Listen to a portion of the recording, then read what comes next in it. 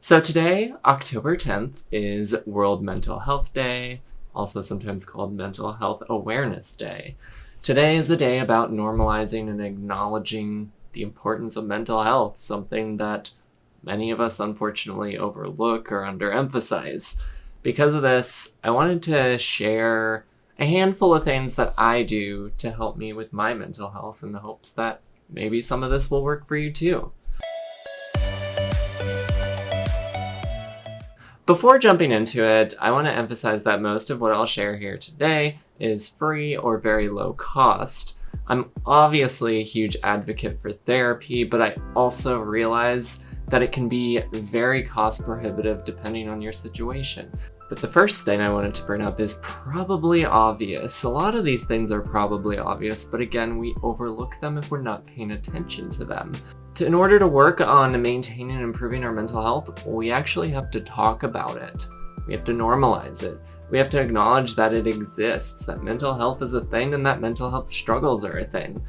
We need to acknowledge that it's at least as important as our physical health, if not more important, depending on the situation or the struggles. If I'm so depressed that I can't get out of bed, which is something I've struggled with many times, it doesn't matter how physically healthy I am if I don't have the energy to literally do anything. If I don't have motivation or desire and nothing's bringing me joy, who cares if how technically physically healthy I am? I'm not going to be able to do anything. Realizing that it was not only okay to talk about my depression, my anxiety, my chronic fatigue, my struggles with dysphoria, that I also don't have to figure all this out on my own was life-changing.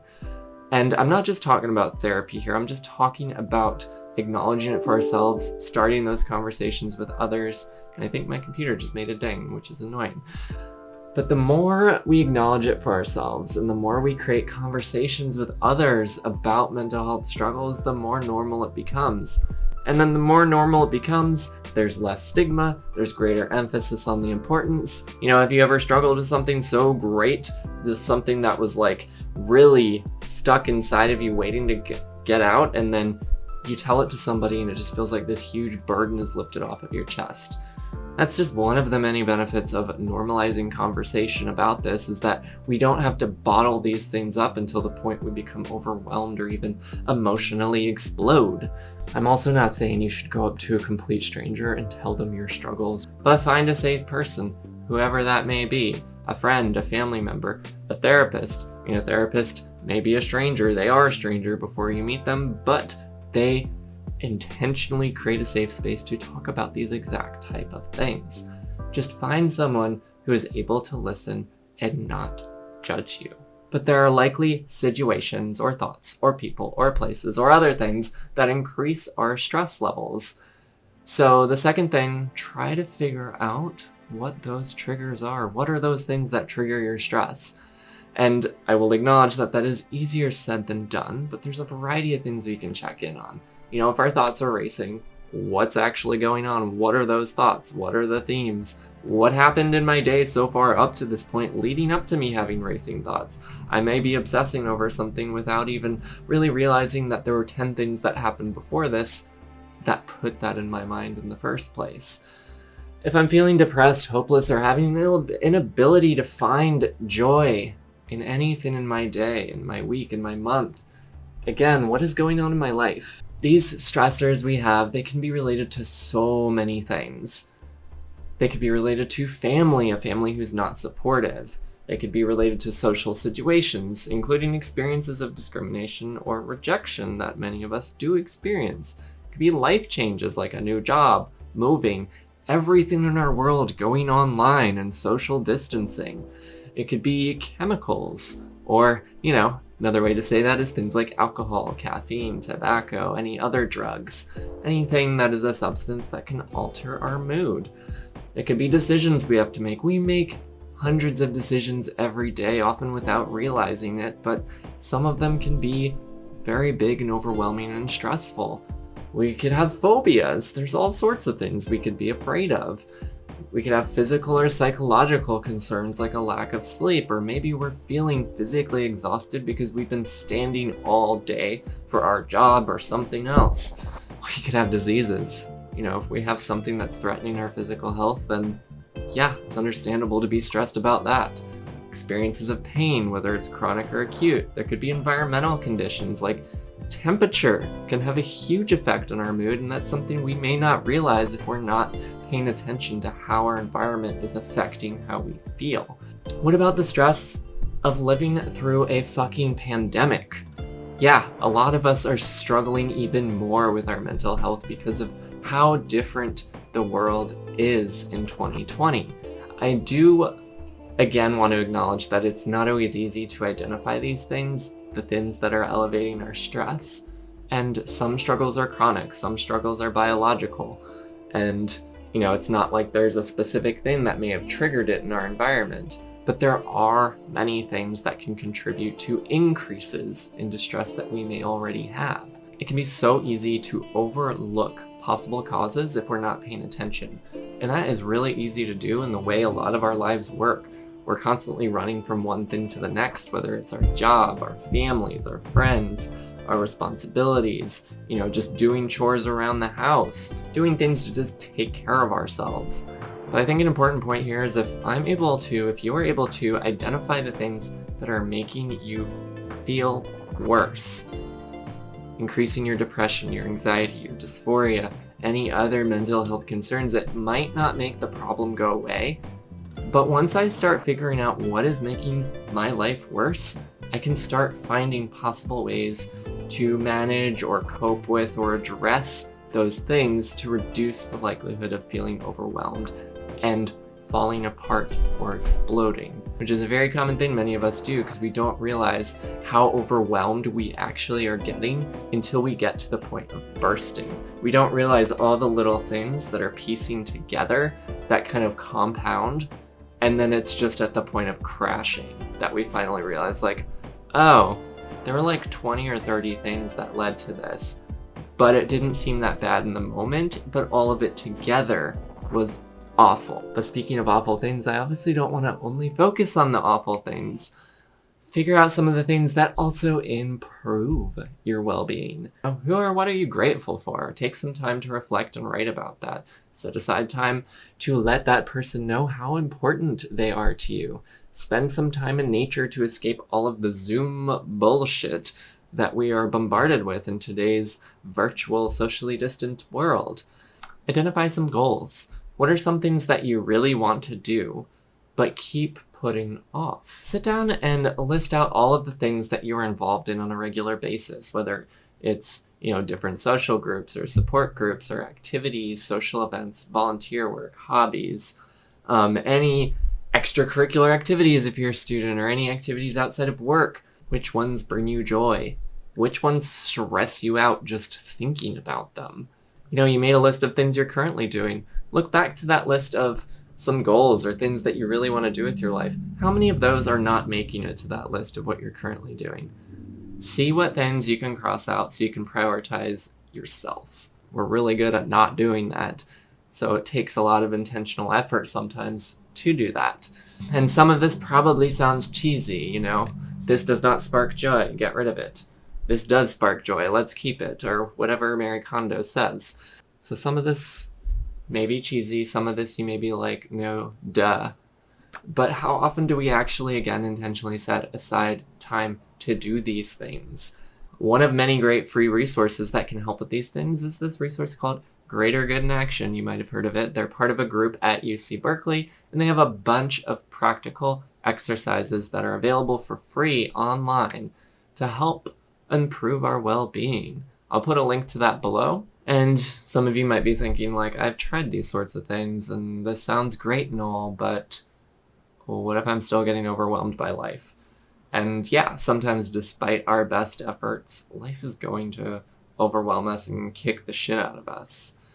So that's why it's important to have some coping skills and have some people in our lives that can support us. I think one of the most important things here to remember is to actually ask other people for help. It's so common to think I don't want to ask them because I don't want to be a bother. I don't want to burden them with my problems. And then we completely forget about all the times that we willingly helped and supported important people in our lives. When we think about it as like, why is it okay for me to help others, but it's not okay for me to receive help? The people that care about us, the people that support us, they want to be in our lives during both the good and the bad.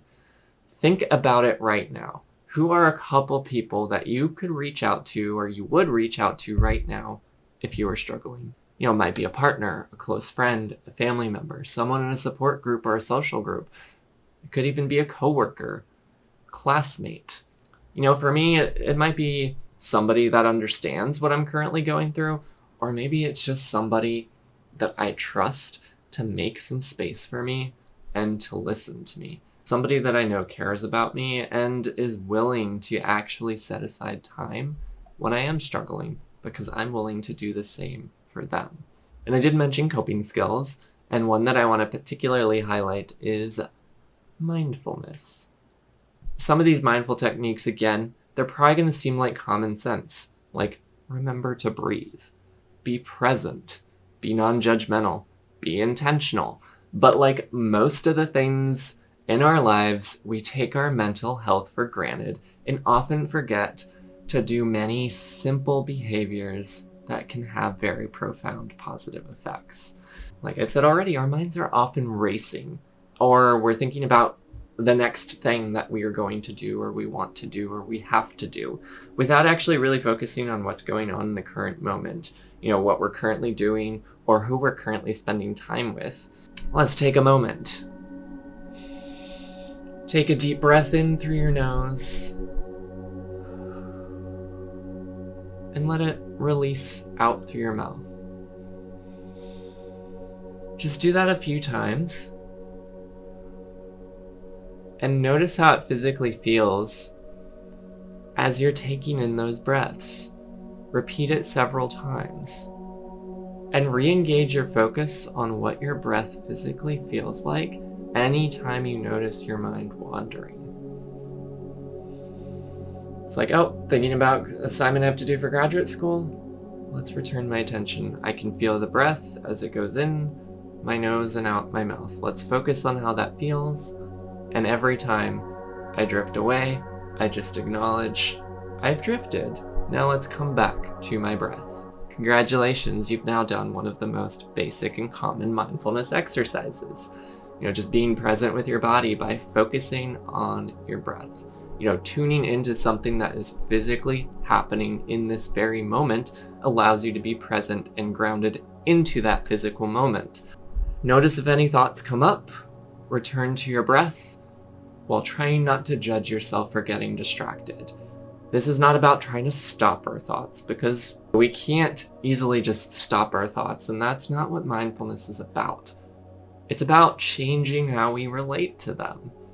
I could obviously go into so much more detail about this, but I'll again drop a few helpful resources below. And I highly recommend starting with guided meditations. There's a resource that's free on YouTube. They do a few guided meditations every week. And I highly recommend this because it completely takes the pressure off of figuring out what to do or having to know what to do. You just follow the person's voice through the process that they're guiding you through.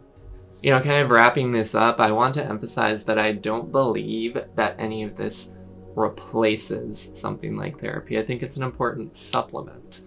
But again, like I said, I want to emphasize that I realize that therapy is and can be cost prohibitive for many people. So it's always great to have access to free and affordable self-help resources. Mental health struggles are normal, but it's still very stigmatized. Create those conversations, figure out your own mental health, figure out ways to maintain your mental health before you get into crisis mode. Or have those skills in place with those people you can talk to so you can leave crisis mode if you get into a crisis. Support yourself and support others and each other's journeys towards just bettering our own mental health. And all that being said, I'd be curious to know what you think. Obviously there's a no one size fits all approach. Not everything is going to work for every person. It's about trying out different techniques to find what works best for you. So I'd be curious to see Have you tried any of these things? What works? What doesn't? Are there other things that you've done that are helpful for you? Please share so we can all help each other. As always, thank you so much for watching. Tipsy and I love you all and hope you're staying safe and healthy as much as you can during these tough times. If you have not done so already, please be sure to give this a thumbs up, hit that subscribe button and notification bell. Bye for now.